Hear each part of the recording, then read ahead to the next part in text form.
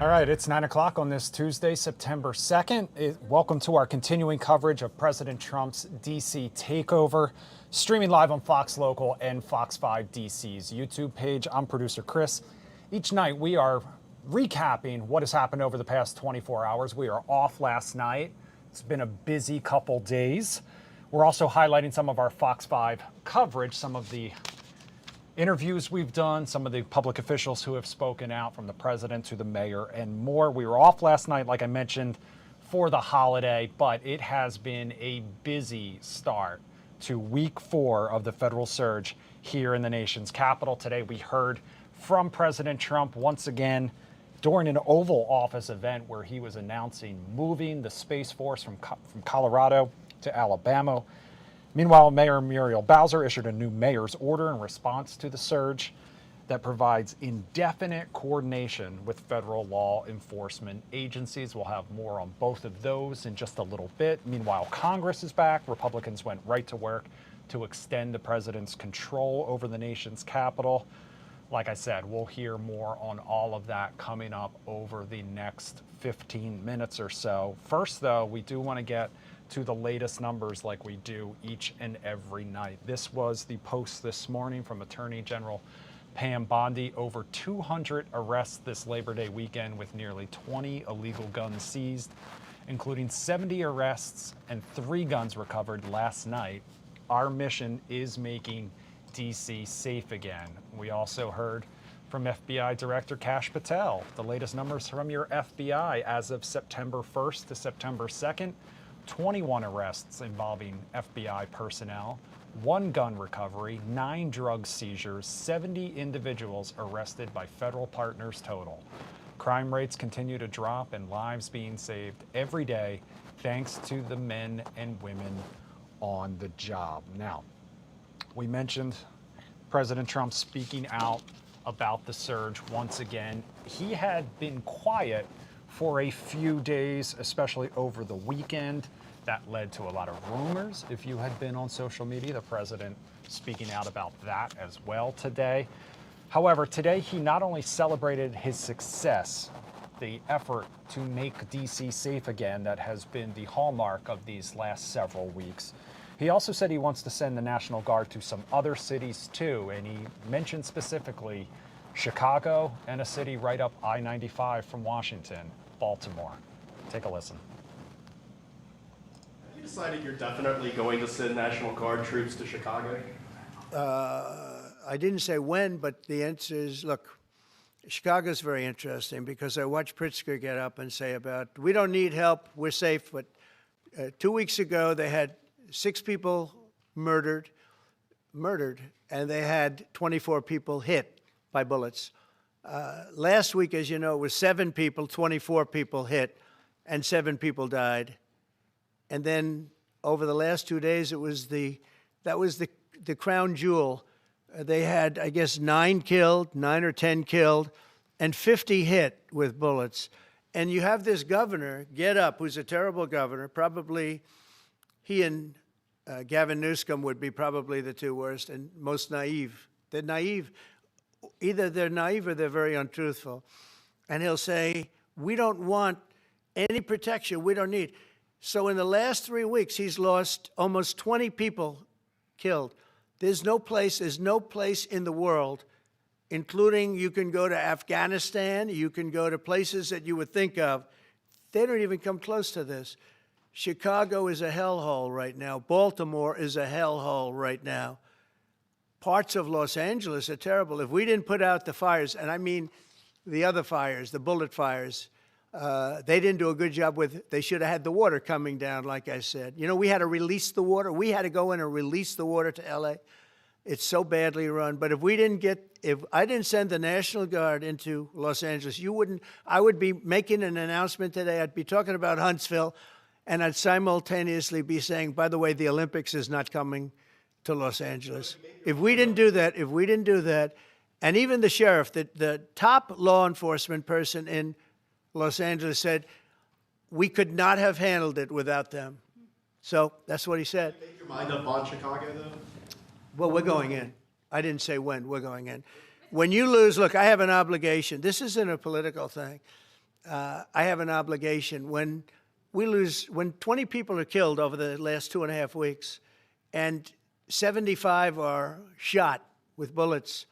So let me tell you a little story about a place called D.C., District of Columbia, right here where we are. It's now a safe zone. We have no crime. It's in such great shape. You can go and actually walk with your children, your wife, your husband. You can walk right down the middle of the street. You're not going to be shot, Peter. You're safe. Everyone likes you anyway. They probably wouldn't do it. But it's so dangerous. And there are people in this audience that you've suffered greatly. There are people in this audience that have been mugged and hurt badly, and they don't want to talk about it. Maybe you were very brave in talking about it. You made quite an impression on a lot of people. I appreciate it. But there were other people in this room that have been hurt very badly just walking down the street in D.C. Washington, D.C. is a safe zone right now. It's a safe city. The restaurants are open. They're booming. You can't get a restaurant. New restaurants are announcing that they're going to be open. This took place in 12 days. Now it's 15 days, but 3 days ago it became what's known as a safe zone. It's a safe city. And this city was really bad, really, really bad. We took 1,600 people out, hardcore criminals that will not be coming back anytime soon. And we're very proud of it. You know, to have our nation's capital lose every week. You know, it was like years, many years, where every single week somebody was killed for many, many, many consecutive weeks. This went on for years. And then we had, last week it was announced that nobody was killed last week. And I made that announcement in front of a very distinguished leader of a country. And I'm saying proudly, ladies and gentlemen, nobody was killed in Washington, D.C. this week. He looked at me like, what's that all about? I say, yeah, we have a little bit of a crime problem. And we don't have a crime problem in Washington anymore. And the mayor has been very helpful, and the police commission has been very helpful, and it's been a great team. And I would love to have Governor Pritzker call me. I'd gain respect for him and say, we do have a problem, and we'd love you to send in the troops, because you know what? The people, they have to be protected. I saw today on one of your networks, not a friendly network, except really the opposite, I would say, very unfriendly network. And they interviewed about 12 people on this morning. Most of them were African American, they were black. And they were saying, please, please, please let the president send in. These were people from Chicago. Please, we need help. We need help. We can't walk outside. We're petrified. If the governor of Illinois would call me up, I would love to do it. Now, we're going to do it anyway. We have the right to do it because I have an obligation to protect this country. And that includes Baltimore. I saw where Governor Moore was asking me to take a walk down the street of Baltimore. Well, Baltimore is a very unsafe place. It's rated number 4 in the city, one of the most unsafe places anywhere in the world.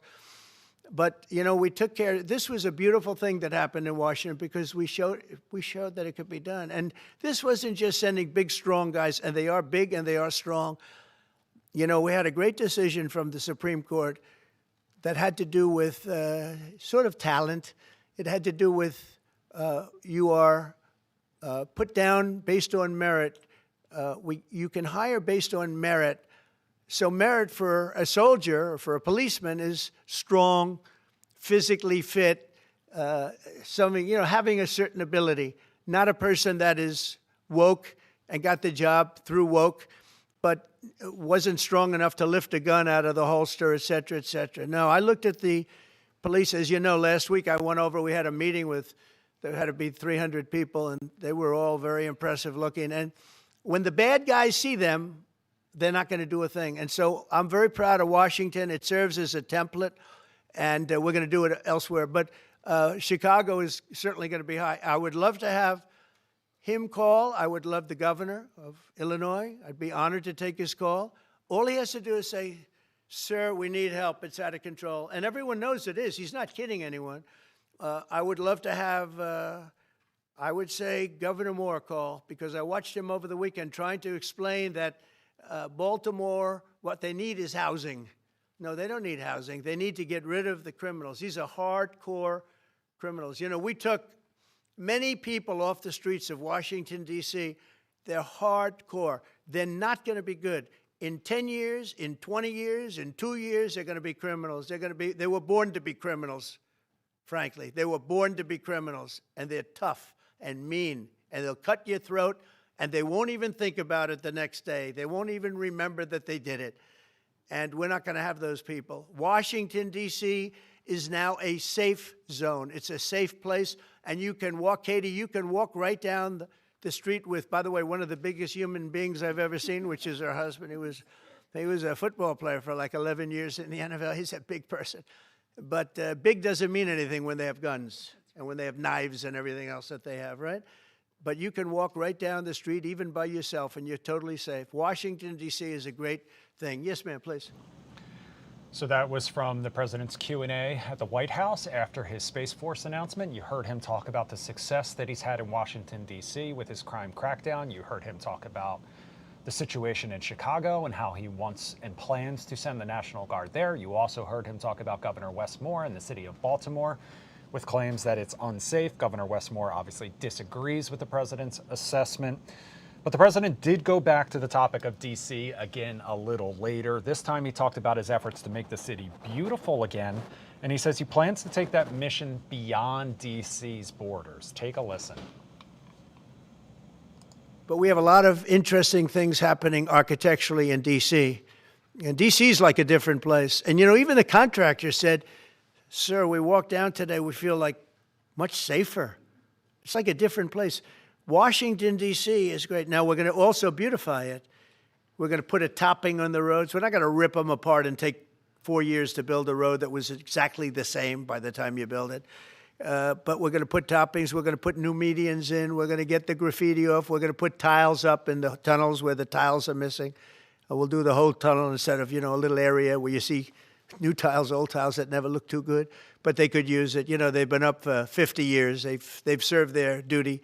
But we're going to make this within about a 20-mile radius from the White House. We're going to have this place spick and span. It's going to be crime-free, and it's going to be spick and span. It's going to be, you'll be proud of Washington again. Go ahead, please. All right, so that was the president talking about his plans to make D.C. beautiful again. For the record, 20 miles outside of D.C. would include all of Arlington County, Prince George's County, the cities of Alexandria, Fairfax, Laurel, Hyattsville, Bowie, and beyond. No word on whether that's actually part of the plan. This is the first we've heard of it, but 20 miles outside of D.C., the president is talking about his efforts to make beautiful again, work on the roads and more. So also, according to the latest National Guard numbers sent to Fox 5 today, those have been the ones in charge of this beautification process. Let's get to some of the numbers there. The numbers sent to Fox 5 today. So far, let me change my banner here. Also, if you're watching on YouTube right now, let me know what you think of the president's comments so far. Do you feel safer here in the D.C. area? And do you like the idea of taking this beyond the city's borders as far as Chicago and Baltimore?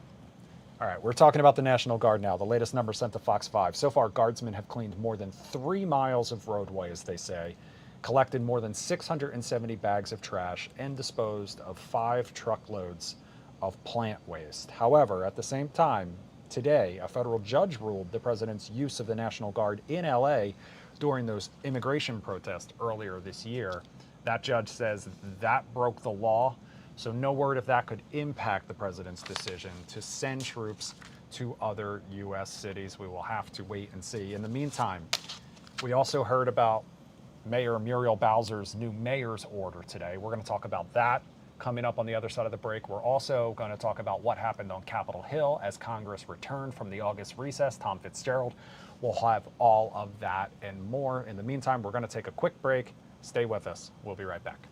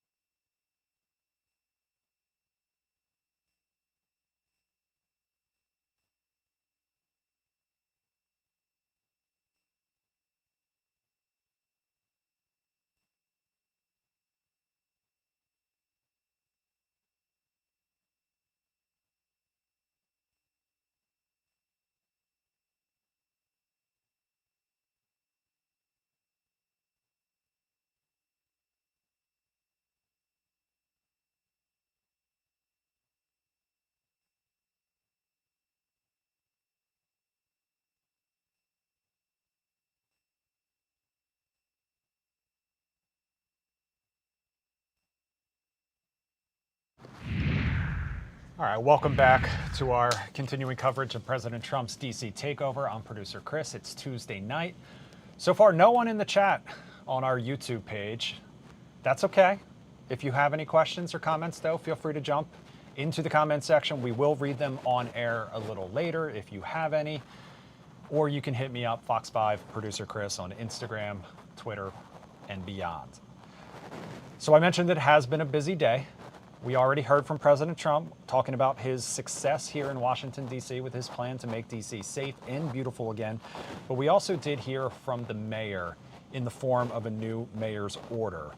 We also saw today Congress returning to work. They got started on competing legislation to either end or extend the president's federal surge. Let's take a live look at Capitol Hill while we chat about this.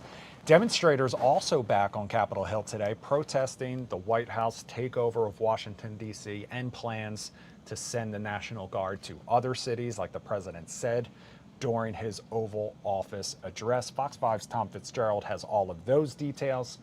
He talked to Jim and Marina on our 5 o'clock newscast. Take a listen.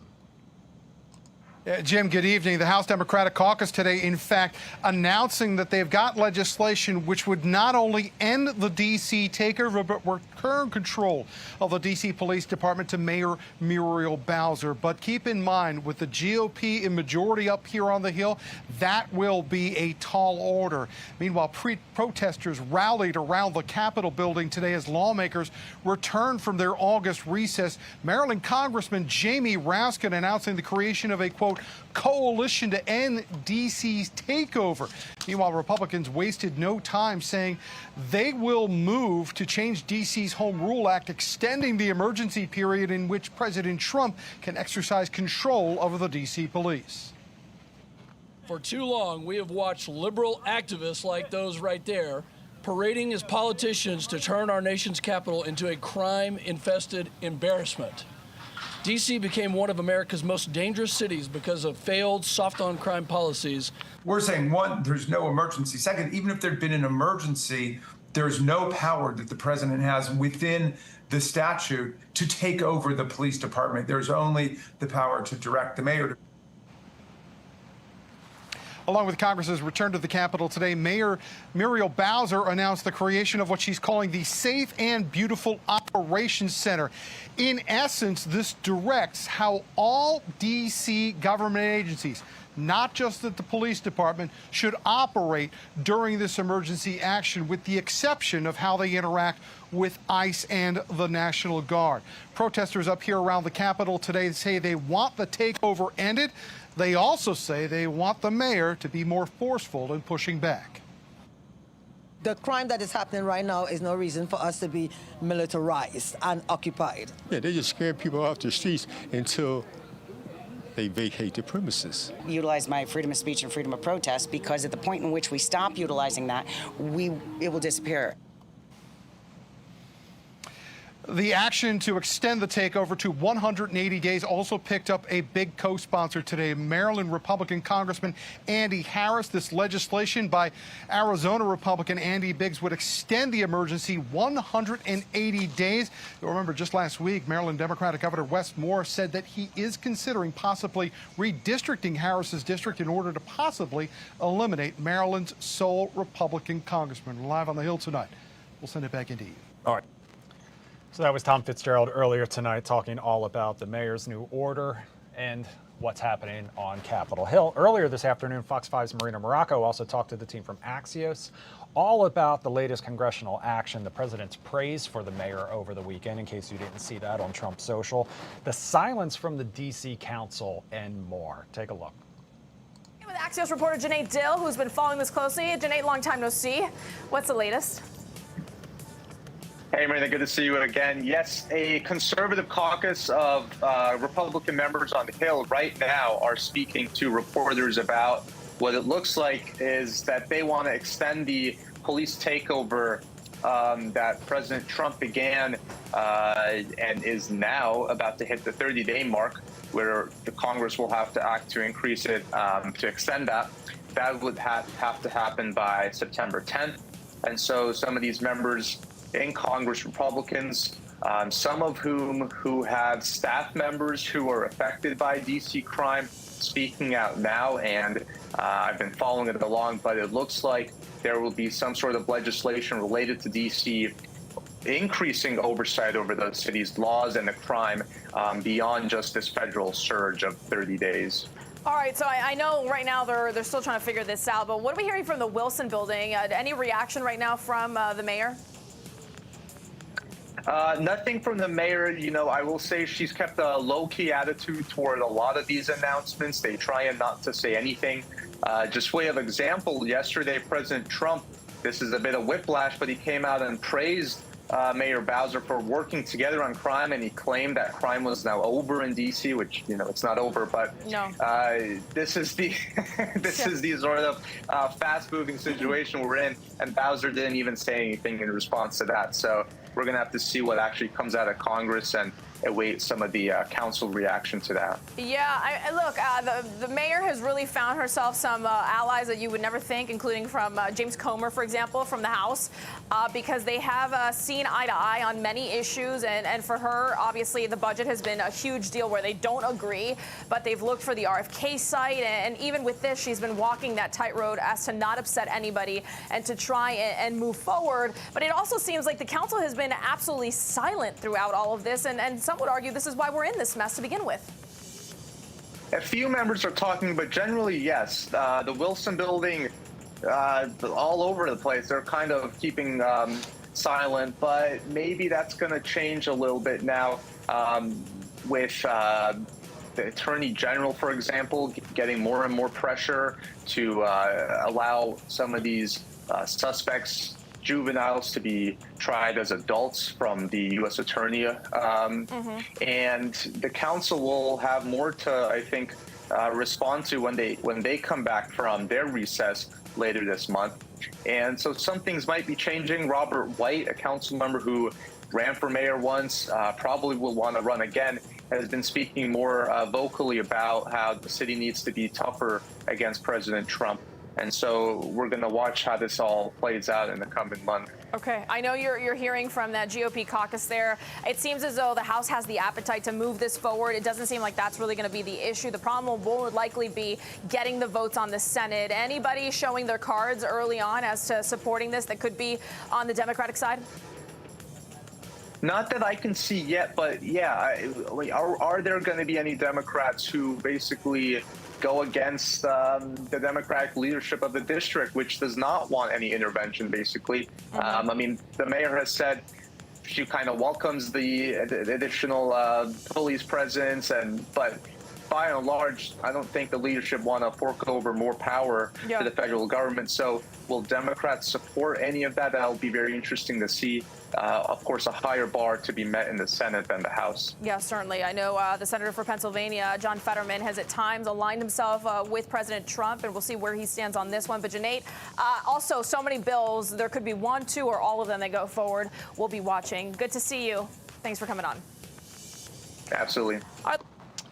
All right, so that was from the DMV zone earlier this afternoon. Now, if you've been following the situation here in D.C. from the beginning, you know one major issue that some critics have had with this law enforcement surge is the use of masks by federal agents. Critics have not been a fan of it, and those critics include D.C. Mayor Muriel Bowser. That debate was back in the spotlight today, thanks to the arrest of two men, which was all caught on camera. It happened in D.C.'s Chevy Chase neighborhood earlier this morning. Fox 5's Homa Bash has all the details on this one. Marina, good evening. We're on Nebraska Avenue, where this morning around 8 o'clock, two masked federal agents took two men into custody. All of it caught on camera by neighbors who were asking exactly what was going on, asking the agents repeatedly for identification. Take a look. Are you with the police? Who are you with? United States of America, pull your mask down. Identify yourself. Are you identified? Stand back. Do you have any ID? Stand back. I will stand back, but do you have ID? If law enforcement is engaging in activities that are above board, what is the harm in identifying their agency and their name? Now, the woman who captured the video tells me the whole incident lasted about 4 minutes. She recorded the entire time. She saw the agents in a minivan with Maryland plates pull over the white construction van during rush hour traffic on Nebraska Avenue Northwest, but wasn't sure exactly why the stop was initiated. The agents then handcuffed the two men who were inside and take them away in the minivan, all the while not responding to neighbors' requests to see identification, just saying once they were with immigration. ICE officials tell me right now they're working to confirm the arrest and release more details about the circumstances. Most of the people who live in this Chevy Chase neighborhood told us off camera they don't support the masking and they find it frightening for those who are being targeted on the streets. One woman did speak but asked to remain anonymous. You'll also hear from an expert with the Center for American Progress who says the cases of people impersonating immigration officers throughout the country have been hugely concerning. I think the mask is just designed to intimidate people. I understand that some of these masked men think it's for protection, but they're just escalating situations, and they're making it far more difficult for everyone who's involved. Outside of the legal concerns, this we know for a fact is posing a danger both to communities as well as the officers who are engaged in these practices. In the last hour, Mayor Muriel Bowser saying on X, quote, trust between community and law enforcement is central to our city's safety, and requesting federal agents not wear masks, clearly identify their agencies and provide ID during arrests. And it comes after I sent her team this video this morning. There were 70 arrests last night as part of the federal takeover. Of those, 27 were undocumented immigrants. The White House saying many of those had prior criminal histories for assault, DWI, fraud, just to name a few charges. ICE officials telling me that agents do have the option of wearing masks if they feel like they need to do so for their safety. And with so many people recording these days, again, we're still waiting to get specifics on if those were in fact ICE agents, if they're with another federal agency, the circumstances of the arrest, the charges, and where those men were taken. Guys. That was Fox 5's Home of Bash. You see a post from Mayor Muriel Bowser now, who wrote, trust between community and law enforcement is central to our city's safety. We're requesting that federal agents adhere to effective community policing practices, not wearing masks, clearly identifying their agency, and providing ID during arrest and encounters with the public. So as the federal surge continues here in Washington, DC residents, though, are apparently embracing a nearly 90-year-old symbol of the city to signal their opposition. You see it right there. This comes from the Washington Post. They report that the DC flag, the 3 red stars and the 2 red bars, have been flying off the shelves of area stores since the takeover began. Half a dozen hardware stores in the district telling the paper they were either out of the flags or have struggled to keep them in stock. So that is everything new today, Tuesday, September 2nd, regarding the federal takeover. We'll have much more coming up tomorrow night right here at 9 o'clock and throughout the day on Fox 5 on air and online. Coming up tonight on Fox 5 at 10 and 11, Shamari Stone covering the father and daughter who stopped a carjacking in Northeast DC this weekend. He's speaking to the witnesses. Josh Rosenthal reporting on the wave of false shooting reports that have happened at college campuses that recently struck a little closer to home. For now, I'm producer Chris, though. Thank you so much for joining us on Fox Local and streaming on Fox 5 DC's YouTube page. Right now, we're going to take you live to Live Now in progress. Have a great night.